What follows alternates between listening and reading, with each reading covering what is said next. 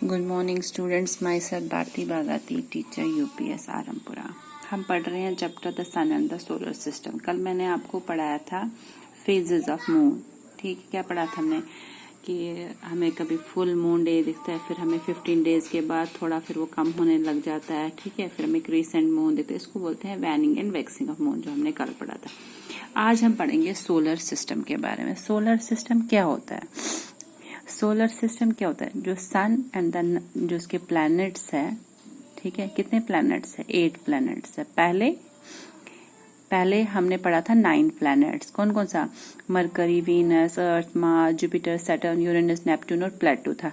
लेकिन फिर 2006 में ये बताया गया कि जो प्लेटो है वो अब एक प्लैनेट नहीं रहा। ठीक है, तो उसके बाद से अब हमारे कितने प्लैनेट्स है? टोटल 8। ठीक है, अब ये सोलर सिस्टम होता क्या है?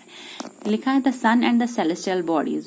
सन सेलेस्टियल बॉडीज के भी मैंने बताया, जो प्लैनेट्स है, स्टार्स वगैरह, ये सारे हेवनली बॉडीज को हम सेलेस्टियल बॉडीज भी कहते हैं। The sun and the celestial bodies which revolve around it.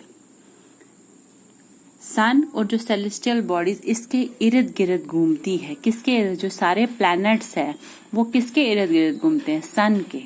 ठीक है, सन कहाँ पे मौजूद है? Centre of the solar system. इसी सन के इर्द गिर्द प्लैनेट्स घूमते हैं, इसी को हम बोलते हैं solar system.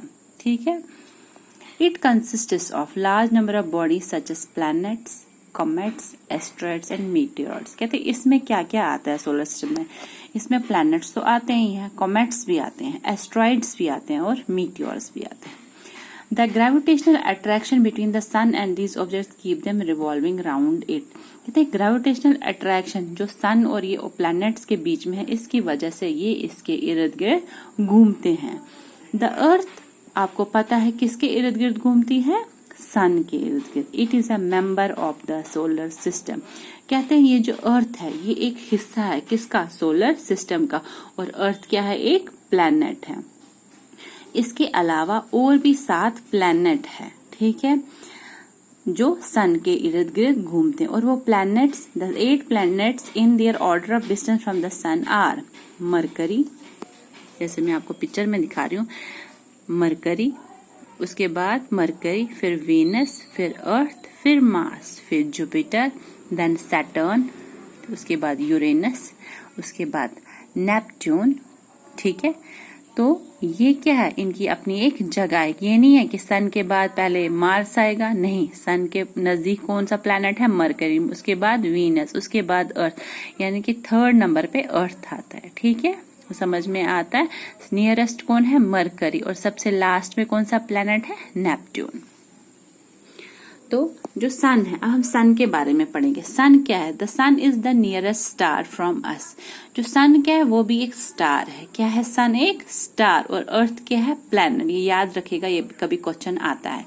The sun is the nearest star from us. It is continuously emitting huge amounts of heat and light. कहते हैं ये जो सन है ये एक नियरेस्ट स्टार है किसके? अर्थ के नजदीक। और ये कंटिन्यूअसली क्या इमिट करता है? Heat and light. The sun is the source of almost all energy on the earth.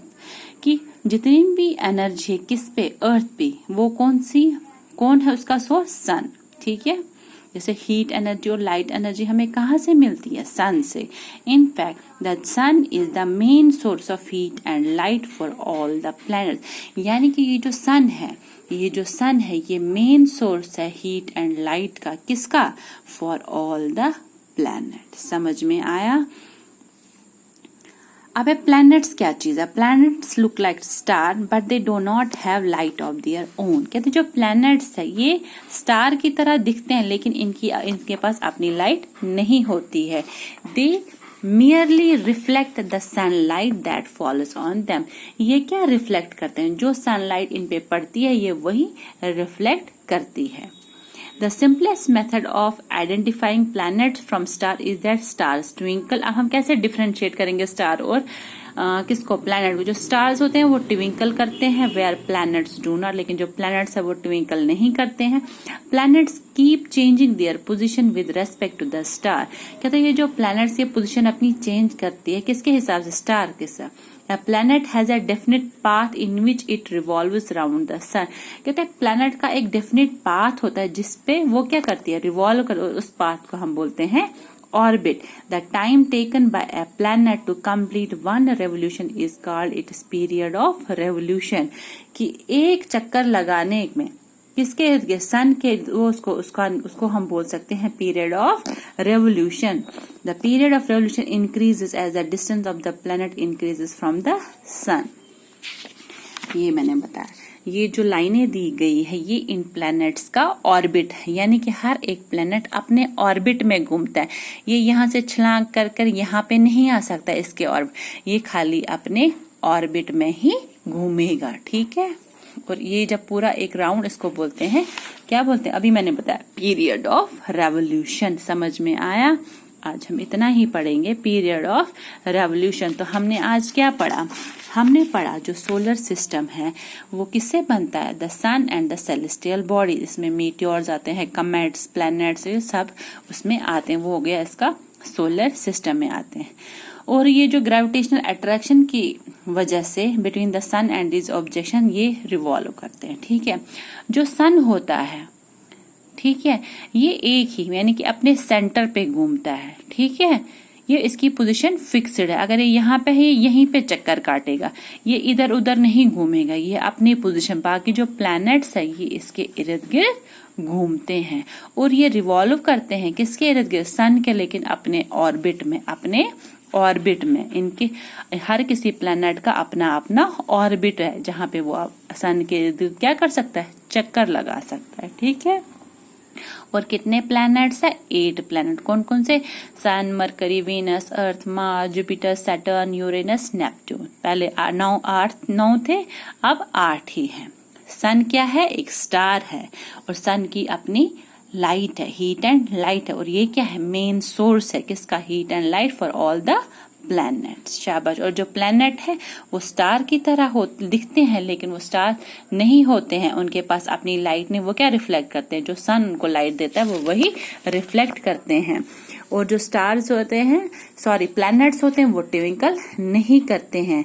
और जो प्लैनेट्स है, जो सन है, जो सन क्या है उसकी पोजीशन फिक्स्ड है, लेकिन प्लैनेट्स की पोजीशन फिक्स्ड नहीं है. ठीक है.